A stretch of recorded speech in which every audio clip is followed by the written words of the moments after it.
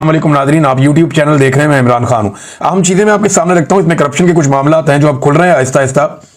पंजाब की 150 तहसीलों में जो है वो ठीक ठाक पैसा खर्चा गया, क्योंकि मरियम नवाज साहिबा ने कहा था जब ये नई नई इक़्तिदार में आई थी कि मैंने सुथरा पंजाब का एक मनसूबा लेकर आना है।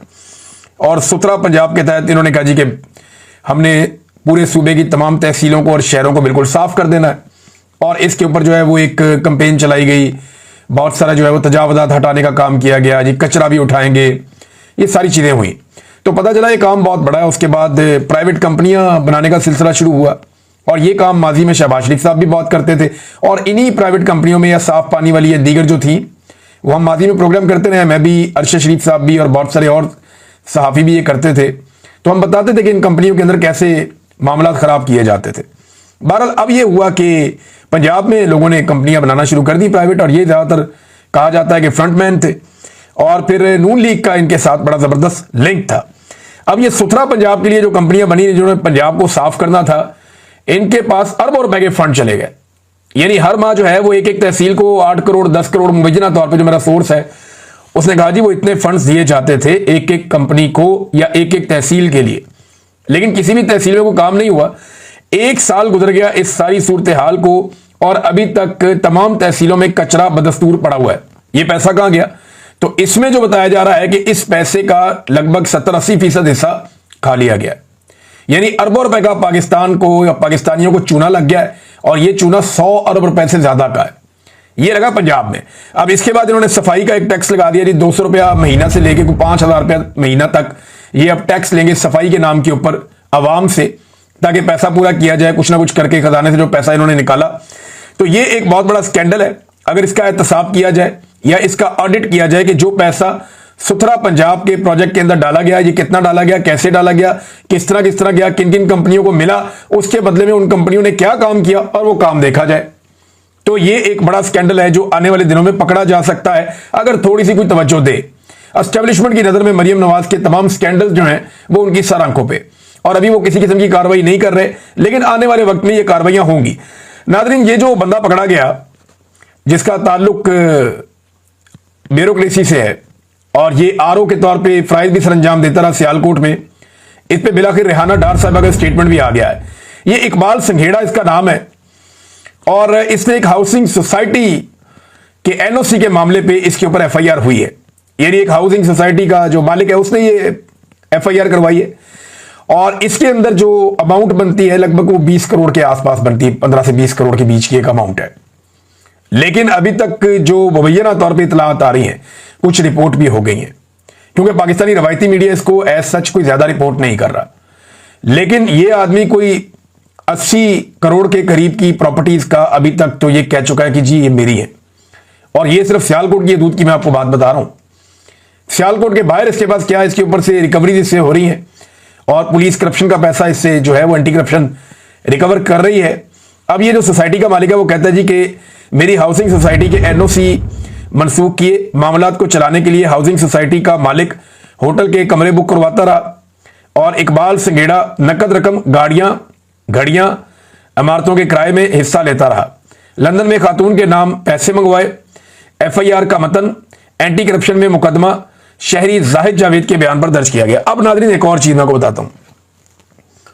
ये सोसाइटी वाला मामला एक शहरी ने दरखास्त दी थी, इसकी जरा तफसील कर दें थोड़ी सी आप। ये जो ब्यूरोक्रेट पकड़ा गया है ना, ये अकेला नहीं है, इसके थ्रू पूरी एक चेन है जो इस वक्त एस्टेब्लिशमेंट को पता चल गई है।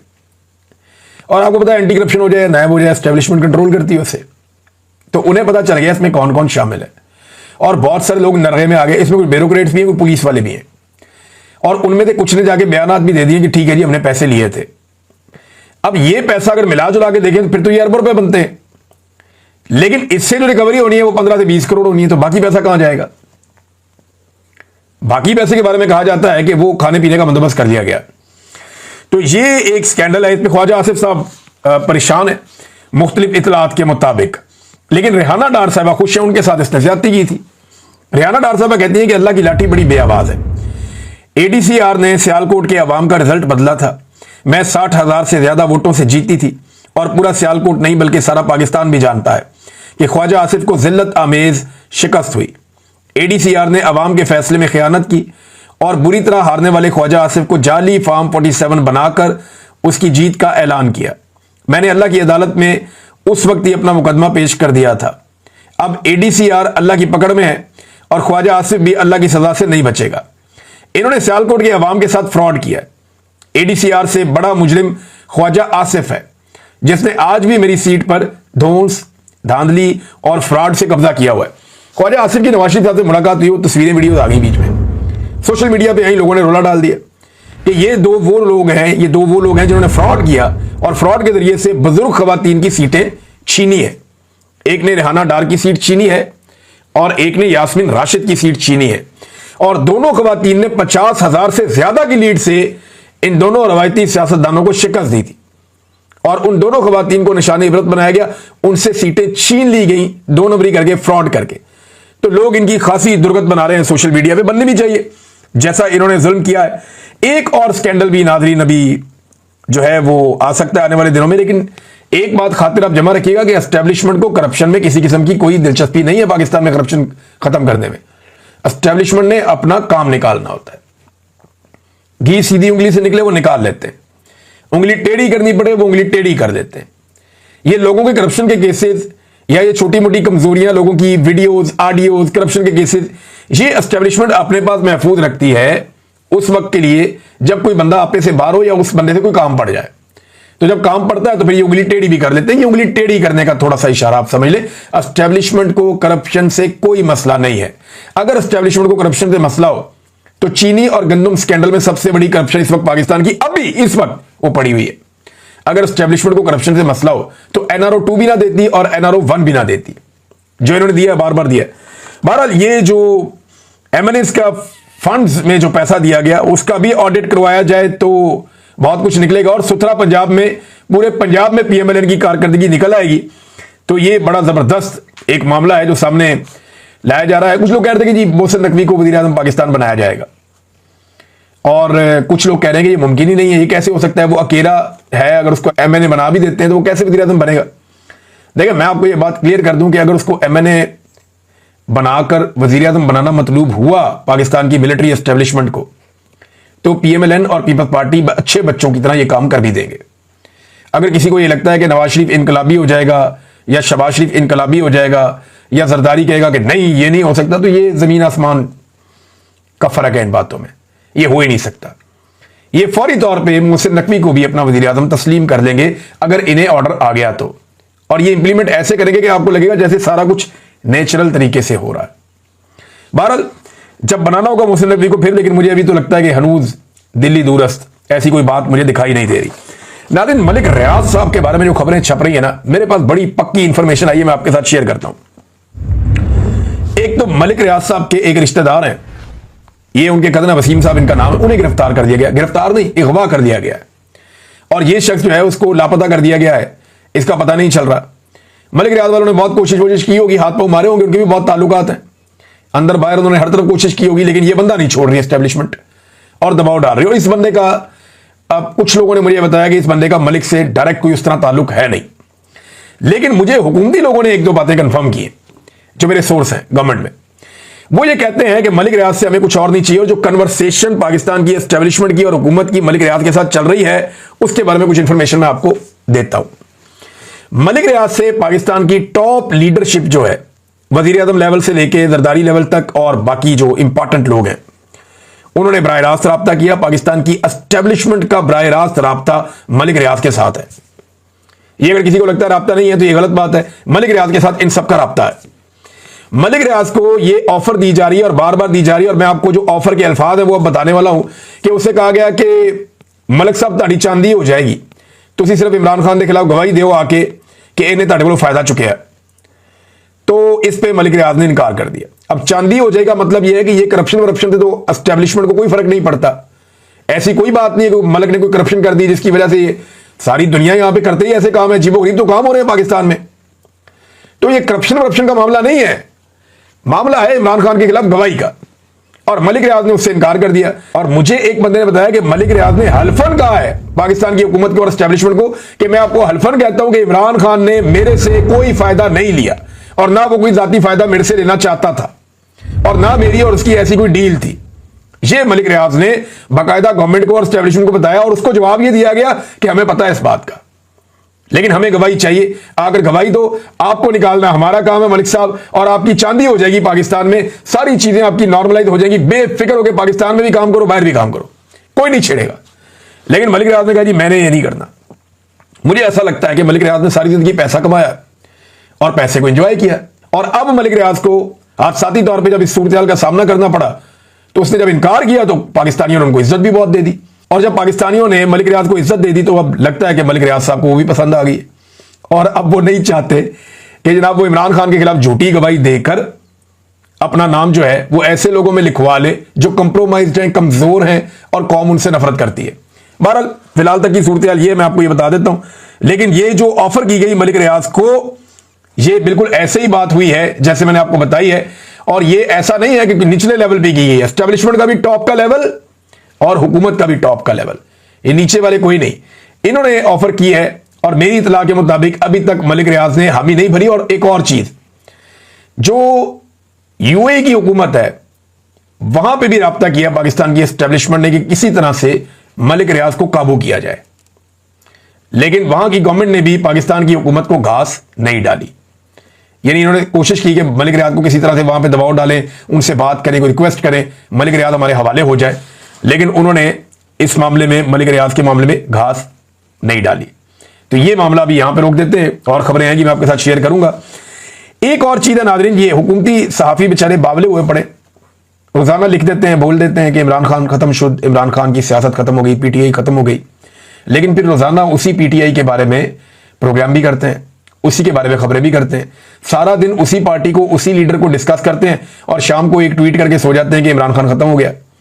तो मेरा ना वैसे एक मशवरा पाकिस्तान तहरीक इंसाफ को, वो इन्हीं सहाफियों के जब प्रोग्राम में जाएं तो जब भी ये सहाफी कोई पॉलिटिकल सवाल पूछे तो इनको चाहिए मौसम पे बात करें, एंटरटेनमेंट पे बात करें, फैशन पे बात करें, म्यूजिक पे बात करें, सियासत पे बात ही ना करें। जब ये एंकर सवाल करे तो इनको जवाब दें कि यार वो तो खत्म हो गया, आपने खुद लिखा था खत्म शुद्ध, तो जो खत्म शुद्ध हो गया तो उस पर आप सवाल क्या करते हैं, छोटे दफा करें, आए म्यूजिक पे बात करते हैं। इनको जरा आईना दिखाना चाहिए एक पॉलिटिकल पार्टी को। आप ये कैसे कह सकते हैं कि खत्म शुद्ध? यानी इतने बुरे हालात हैं पीएमएलएन के, बेड़ा गर्क हो गया उनका आवाम के अंदर, आज तक हमने किसी ने नहीं कहा कि खत्म शुद्ध। हाँ, ये कि उन्होंने अपनी सियासत तबाह कर दी, बर्बाद कर दी। और मैं बार बार ये कहता हूं कि नवाज शरीफ के पास चांस एक ही है कि वो अवामी मैंडेट वापस करें। एक ही चांस है कि वो कौम से माफी मांगे, वो कहे जी ठीक है अवामी मैंडेट है, मैं अपने वापस अपने मौके पे जाता हूं और मैं वही बात करूंगा जो हक वाली बात है, आओ बैठो बैठ के एस्टेब्लिशमेंट को सियासत से बाहर निकालते हैं, फिर तो मियां साहब की बात बन जाएगी।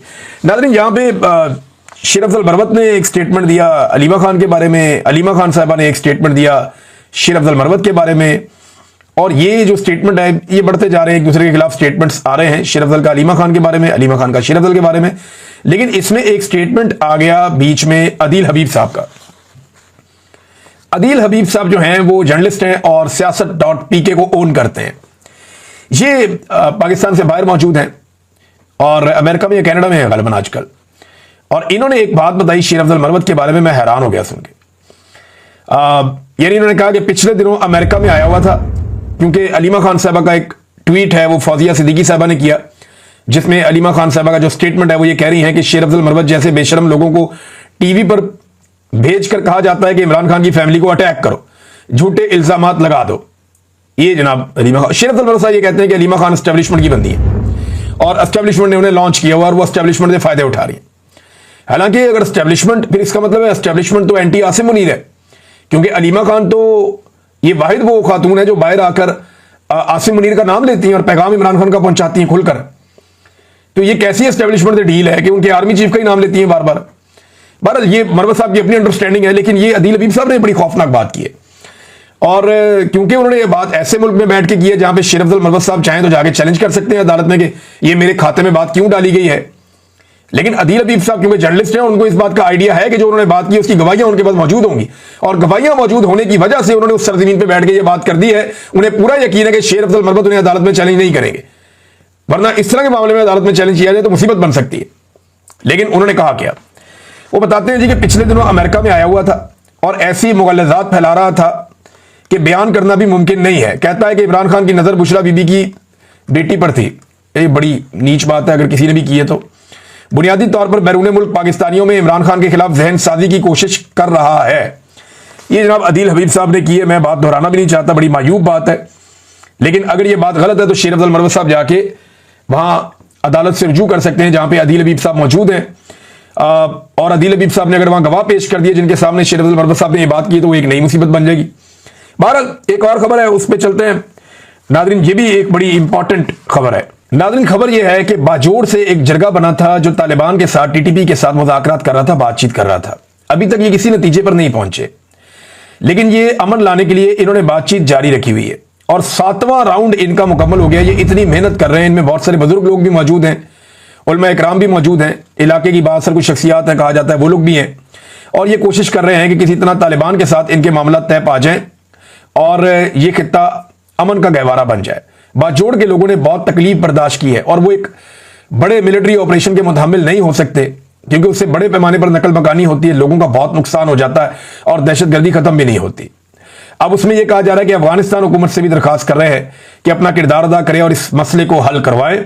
ये जिरगा के सरबराह हारून रशीद साहब ने यह स्टेटमेंट दिया है। मेरी दुआ है कि अमन के लिए जो भी मुज़ाकरात हैं वो कामयाब हों और पाकिस्तान जो है वो मजीद लड़ाई से महफूज रहे। नादरीन, मरी के रस्ते के अंदर रेडियां वड़ियां लगी होती हैं। आपने कभी अगर आप घूमने के लिए मरी जाएं तो रस्ते में कुछ छलियां बेच रहा है, कोई नारियल बेच रहा है, कोई और चीज बेच रहा है। इन रेडी वालों को भी बाउंड कर दिया गया है कि आपने अपनी रेडी अगर यहां पे लगा के रखनी है, वरना रेडी उठा के फेंक देंगे। अगर रेडी यहां पे आपने लगाकर रखनी है तो उसके ऊपर मरियम नवाज का फोटो लगाओ। अब वो बेचारे ला के फ्लेक्सियन को दे दी गई है। वो बेचारा कोई जूस बेच रहा है, कोई कुछ और बेच रहा है, कोई नारियल पानी बेच रहा है, कोई जो है वो वहां पे छलियां बेच रहा है, भुट्टे। वो उन सबके ऊपर मरियम नवाज के फोटोज ला के लगा दिए। कैसी नरगसियत है, पागलपन है कि ये खातून यहां से गुजरती है, लिहाजा इसके फोटो यहां पे भी चिपका दो। लोग यहां पे सियाहत के लिए आते हैं पंजाब से, यहां पे भी शक्ल दिखाओ। इनको इस बात का आइडिया नहीं है कि जितना ज्यादा जबरदस्ती आप लोगों को अपने मुंह दिखाते हैं, लोग उतना ज्यादा आपसे चिढ़ते हैं, उतना ज्यादा परेशान होते हैं लोग कि यार ये क्या है, जहां जाओ ये शक्ल नजर आती है। फॉर गॉड से इस नरगसियत से, इस पागलपन से पंजाब को छुटकारा दिलवाया जाए। जिन लोगों ने लाकर ये तोहफे मुसल्लत किए हैं वो जरा एक दफा बैठकर ठंडे दिल से सोचें कि ये आपने किया क्या कौम के साथ। भाई क्या ऐसा गुनाह कर दिया था पंजाब के शहरियों ने, या क्या ऐसा गुनाह कर दिया था पाकिस्तानियों ने कि आपने लाकर ये मुसल्लत कर दिए ज़हनी मरीज जिनको अपनी शक्ल के अलावा अपनी शक्ल से बाहर दिखाई कुछ नहीं देता। एक पागलपन है जो चल रहा है जिसे मुसल्लत किया गया है। नाज़रीन, कौमी असेंबली में अपोजिशन लीडर का ओहदा जो है वो भी खाली हो गया। उमर अयूब साहब को आपको पता फारिग कर दिया गया। अब वो अपोजिशन लीडर थे, उनका ओहदा भी फारिग हो गया। ये मामला भी कोर्ट में जाएगा, आगे बढ़ेगा, देखते हैं क्या होगा। लेकिन बड़ा अनफॉर्चुनेट है जो पाकिस्तान के अंदर इस वक्त असेंबली के साथ किया जा रहा है। एस्टेब्लिशमेंट ने हर चीज को पूरी तरह से कंट्रोल कर लिया है। एक और खबर आई है नाज़रीन, खबर यह है कि 2050 अरब रुपए से जायद की संगीन बेज़ाब्तियां हुई हैं पेट्रोलियम के शोबे में पाकिस्तान में। कोई ऐसा शोबा, कोई ऐसी चीज नहीं बची जहां पे इन्होंने दो नंबरी और घटियापन ना किया। लगातार कर रहे हैं। एक आपको इंटरनेशनल फ्रंट से खबर देता हूं, बहुत सारी आई हुई है खबरें, तो बैन अल-अक़वामी बहुत जमा हुई है, फिर आपको बताऊंगा। लेकिन यह खबर आप देखेंगे अज़रबैजान और आर्मीनिया, इनकी अगर आप लड़ाई देखें ना कब हुई है, तो इनकी लड़ाई खत्म हुए भी अभी चंद साल गुजर गए हैं। जी नाज़रीन, ये अज़रबैजान और आर्मीनिया की जो लड़ाई है उसे खत्म हुए अभी चंद साल गुजर गए हैं और इसका जो नतीजा है वो भी निकल आया था। यानी अज़रबैजान ने आर्मीनिया से अपना इलाका काराबाग जो है वो आजाद करवा लिया था, लेकिन एक बॉर्डर पे एक टेंशन है वो रहती है। तो अब डोनाल्ड ट्रंप ने इनकी भी सुलह करवा दी है और ये इन दोनों मुल्कों ने भी कह दिया है जी डोनाल्ड ट्रंप को नोबेल पीस प्राइज दिया जाए। ये पुरानी जंगें जो हैं, पुराना हुक्का ताज़ा करके भी कोशिश की जा रही है कि डोनाल्ड ट्रंप साहब जो है उनको नोबेल का पीस प्राइज दिलवाया जाए। ये मुझे लगता है उन्हें बहुत शौक है। मुझे लगता है डोनाल्ड ट्रंप की ये ख्वाहिश है कि उन्हें अमन का नोबेल इनाम दिया जाए। और सबसे पहले क्योंकि पाकिस्तान ने कहा था अगर डोनाल्ड ट्रंप को ये इनाम मिलता है तो डोनाल्ड ट्रंप पाकिस्तान से, खासतौर पे फील्ड मार्शल से तो बहुत खुश होगा। और फील्ड मार्शल फिर से अमेरिका के दौरे पर और फिर से मुलाकात की उम्मीदें। तो एक तो पाकिस्तानी एस्टेब्लिशमेंट के अमेरिका के साथ ताल्लुकात हमेशा अच्छे रहे हैं, लेकिन